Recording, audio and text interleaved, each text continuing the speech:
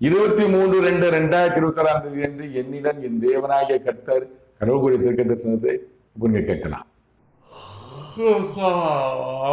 Mako tumerika ahamahadado tondo tondo dimi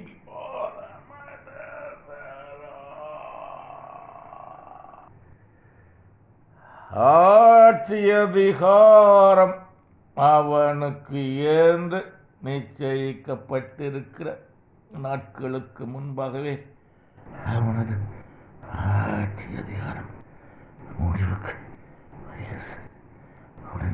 உடனே இத்தேசத்தின் அதிபதியானவன் ஆட்சி அதிகாரம் அவனுக்கு தொடராது